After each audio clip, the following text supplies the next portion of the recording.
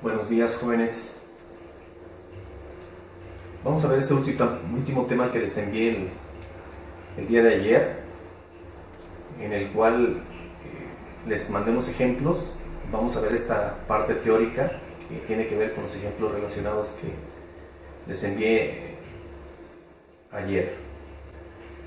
La respuesta para un sistema amortiguado cuando lambda es diferente de 0 implica que la relación que tengo de la frecuencia de excitación con respecto a la frecuencia natural del sistema implica un valor asociado.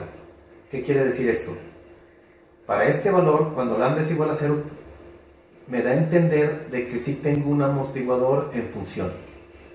Vamos a ver que la solución homogénea que se vio en la ecuación diferencial que vimos en el tema pasado, la propuesta de solución para el estado estable se conoce como XSS de t, donde SS implica o nos dice steady state. X seno de omega t más phi menos psi. Ese valor nosotros ya los habíamos considerado, solo hay este valor nuevo es lo que me va a decir el desfase que hay entre estos dos ángulos para decirme en dónde se encuentra el valor de la amplitud y se considera como estado estable. Para esto voy a tener que la amplitud del estado estable y la diferencia de fase con respecto al estado estable. La amplitud la vamos a poder conocer con esta relación que tenemos aquí, donde está relacionada la masa equivalente del sistema, la frecuencia natural al cuadrado del sistema, la amplitud del estado estable del sistema, la fuerza asociada o la fuerza de excitación en la frecuencia en la ecuación diferencial que tenemos asociada. Vamos a encontrar o va a estar igualado con este valor de amplificación. Este valor de amplificación va a estar determinado de esta manera, por medio de este Pitágoras, con su inverso, su ángulo psi, que viene de la diferencia de fase, y donde los valores primordiales son la razón de frecuencias, que es omega en omega n. Recuerden que si omega en omega n es igual a 1, estamos en el estado donde la resonancia está presente. Si lo dibujáramos con un gráfico, viene el estado, se incrementa, que es el pico de la resonancia, y vuelve a bajar. Es por eso que muchos equipos operando siempre trabajan después de la resonancia, o donde la coincidencia de la frecuencia de excitación y la frecuencia natural del sistema. Estas fórmulas son empíricas, o sea, se fueron obteniendo por medio de experimentación, y con esto yo encuentro la amplitud del estado estable, donde yo debo de saber esta razón de frecuencias y obviamente debo de conocer esta razón de amortiguamiento. Ok, con esto encuentro el factor de magnificación, con esto encuentro la fase. ¿Cuándo se vuelve máximo este factor de magnificación? En esta consideración o en esta igualdad, y la razón de frecuencia asociada a este factor de magnificación se encuentra con esta relación o con esta igualdad. Hacemos una pausa y continuamos. Ok, continuamos. Otra manera asociada para encontrar factor de amplificación o magnificación y encontrar la amplitud que está asociada en este momento en nuestro gráfico es por medio de una frecuencia cuadrada. Esta frecuencia cuadrada se debe a que el modelo matemático de aproximación fue por mínimos cuadrados.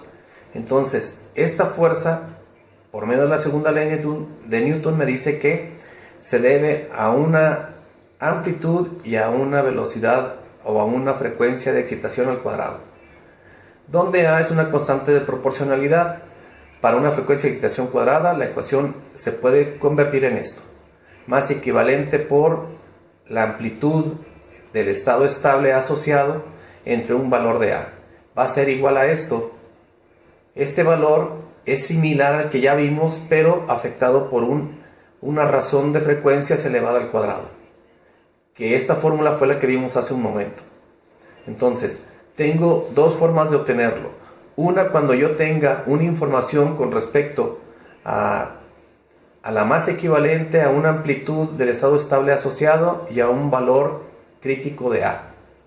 esta sería la manera en la que podemos resolverlo. Ok, la excitación del soporte armónico. ¿Qué pasa si yo tengo mi sistema o un esquema donde tengo mi masa, resorte amortiguador, pero qué pasa si se me mueve también la base? Lo que voy a obtener es un sistema que obedece a esta ecuación diferencial, donde tenemos la aceleración, tenemos lo que está asociado con el amortiguamiento, que lo único que estamos sustituyendo aquí es que C es igual a 2 veces lambda por omega n, tenemos que esto es K sobre M, y aquí esto es lo que va a cambiar. Lo que voy a hacer es una relación de esta Y de T menos esta X de T, porque tengo dos ejes de referencia o dos esquemas de referencia que se están moviendo. Finalmente, si yo quiero encontrar la amplitud de uno con respecto a otro, lo que voy a obtener o puedo calcular es por medio de esta fórmula. Muy bien, hacemos una pausa. Continuamos con el tema de amortiguamiento de Coulomb, que es otra fórmula que está asociada a sistemas o esquemas como los que hemos visto, donde recuerden que el amortiguamiento de Coulomb está sujeto a la frecuencia con excitación armónica y se desahoga por medio de la fricción. Ese amortiguamiento ocurre cuando dos superficies se encuentran en fricción. Lo que me está diciendo esta pequeña teoría o este esquema es que van a suponer que el amortiguamiento por fricción lo podamos emular o simular con un amortiguamiento viscoso utilizando las siguientes relaciones. Y se conoce como la fuerza de fricción o la fuerza de amortiguamiento de Coulomb, que se debe a esta F de fricción, la fuerza de excitación que yo tengo aplicada en el sistema. Esta relación la voy a utilizar conociendo el valor de R, que es la razón de frecuencias, y el valor de M, que es el coeficiente de magnificación, y yo voy a encontrar esta relación de amortiguamiento equivalente utilizando estos valores que tengo asociados aquí. Esta ecuación prevé una aproximación del factor de comunicación para cuando el valor de I es menor a 45 grados o a pi en 4 radianes. Algo similar ocurre para el amortiguamiento de histéresis. Ese amortiguamiento de histéresis es el que ocurre con respecto al tiempo, o es cuando le aplico yo un movimiento y solito se va desahogando en función del tiempo.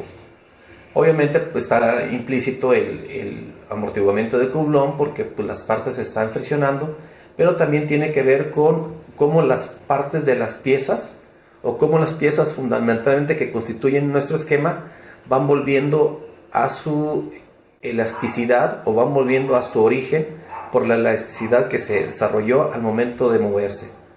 Entonces lo que tenemos aquí es que voy a tener que encontrar un valor de H que está asociado a un decremento logarítmico y un valor de pi y a un valor de la razón de amortiguamiento viscoso equivalente, que es este de aquí. Si ustedes ven, estos dos se parecen. Lo que estamos haciendo es que estamos utilizando el amortiguamiento viscoso, pero ahora en función de un decremento logarítmico. Acá fue arriba en función de un decremento por el efecto de la fricción de las partes. Aquí también se utilizan las características o propiedades metálicas de lo que está asociado como elemento en el sistema. Por lo tanto, el momento de magnificación o el factor de magnificación se puede encontrar de esta manera. Hacemos una pausa. El ejemplo que vamos a ver a continuación obedece a la primera parte, donde vamos a hacer una suma de momentos de este elemento o este esquema que tengo aplicado aquí con estas características. Lo voy a hacer primero por suma de momentos, donde tengo las fuerzas implícitas que están en este esquema, la inercia propia del sistema. Recuerden que estas fuerzas son fuerzas externas y lo que producen de manera interna. Voy a tener una inercia de traslación y voy a tener una inercia por rotación, de tal manera que al momento de conglomerar todas las fuerzas asociadas junto a la inercia del sistema, recuerden que debe estar algo completamente equivalente, voy a llegar a esta ecuación diferencial. Esa ecuación diferencial tiene que ser similar a la otra metodología que hemos visto, que es el método energético, donde calculamos la energía cinética, la energía potencial, el trabajo desarrollado por el amortiguador, donde aquí particularmente solo me deja formar o organizar para que esta parte se vuelva el valor de la constante de amortiguamiento equivalente, que es esto. El trabajo variacional hecho por las fuerzas externas se determina de esta manera, de tal grado que esta ecuación diferencial debe ser similar a la que tuvimos arriba. Hacemos una pausa. El último ejemplo que vamos a ver de esta unidad es este esquema o este sistema que ya lo hemos visto anteriormente. Lo volvemos a desarrollar por el método energético para que ustedes lo recuerden y lo tengan más claro. Ahora voy a utilizar estos valores físicos en este sistema para calcular que la frecuencia natural vale esto, que la relación de amortiguamiento o la razón de amortiguamiento es C en CC, donde CC vale esto. Tengo un valor de 0.08, tengo una relación de frecuencias que vale 0.9, y lo que aporta este ejemplo en particular es que yo tengo que en la resonancia, que está aquí, en el punto más alto, yo voy a estar trabajando, o mi análisis de este ejemplo está al 90% o a un valor de 0.9 que está en el factor de amortiguamiento.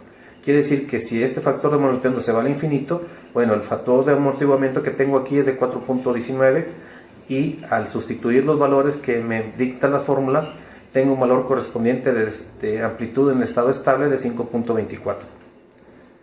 Pues muchas gracias, eso es todo, señores.